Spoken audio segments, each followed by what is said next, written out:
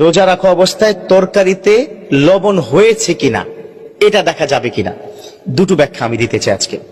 খুব স্পষ্ট করে শুনতে হবে মা বোনরা, মাশাআল্লাহ। আসলে এই ধরনের প্রবলেম কিন্তু আমাদের হয়।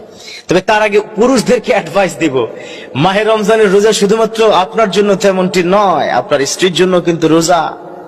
আপনি যদি জিহ্বায় চেক না করতে পারেন আপনার স্ত্রী করবে কি করে, এটা বুঝতে হবে আপনাদেরকে। আমরা কিন্তু খুব কঠিন হয়ে যাই।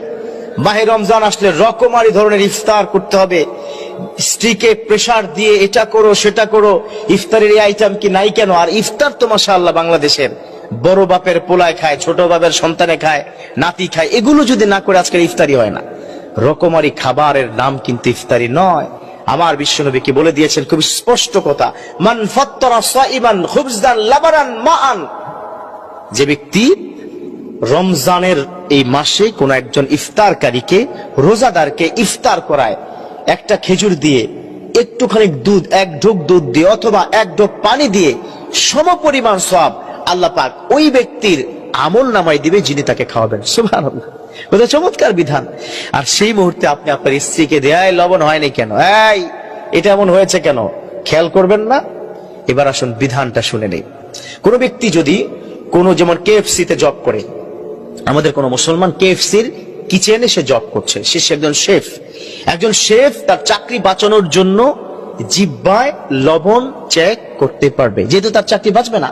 তবে হ্যাঁ, সেটা যেন কোনো কারণে গলা পর্যন্ত না নেয়, কারণ জিহ্বাতে বলে দিবে লবণ হয়েছে কিনা, গলায় কি বলে না। আপনি সাথে সাথে থুতু করে ফেলে দিবেন, প্রয়োজনে কুলি করে ফেলবেন। এটা যারা শেফ আছেন, যারা চাকরি করছেন তাদের জন্য। না হয় এখানে শত শত মানুষের রান্নায় ঝামেলা হবে, তাদের রান্নায় কোনো ধরনের অসুবিধার কারণে আপনি চাকরি হারা হতে পারেন। এরকম কোনো আশঙ্কা বা ভয় থাকলে ডেফিনেটলি আপনি জিহ্বার টেস্টটা করতে পারবেন। এবার আসুন, কোন বোন বা তার স্বামী যদি এরকম করে, আচ্ছা না, অনেক পুরুষরা ছাড় দিতে চায় না, এমন মানে কি বলবো, আসলে বলতে হচ্ছে শব্দটা, কুলাঙ্গার অনেক পুরুষ আছে যে খাবার পর্যন্ত ছুঁড়ে ফেলে দেয়। হাউ ডেয়ার ইউ ম্যান, আল্লাহর নিয়ামত তুমি ছুঁড়ে ফেলছো, কার নিয়ামত তুমি ভক্ষণ করছো, কে দিয়েছে তোমাকে? ইন্নাল্লাহা ইয়ারযুকু মান ইয়াশাউ বিগাইরি হিসাব। আল্লাহ পাক যাকে খুশি তাকে যখন খুশি তখন কি রিজিক দিবেন, আবার রিজিক থেকে বিরত কি রাখতে পারেন। তুমি স্ত্রীর লবণের কারণে যে ছুঁড়ে ফেলে দিয়েছো, কি হবে তোমার কাল কিয়ামতের ময়দানে, এটা চিন্তা করবো আমরা কি পুরুষরা।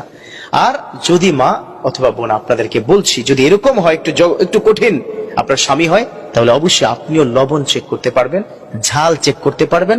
তবে ডেফিনেটলি আপনি কুলি করে ফেলে দিবেন, গলার এই পর্যন্ত যেন না যায়। আল্লাহ পাক আমাদের পুরুষদেরকে অন্তত এইটুক বিষয়ে ছাড় দেওয়া এবং মহিলাদেরকে এই অংশটুকু বুঝার ধৈর্য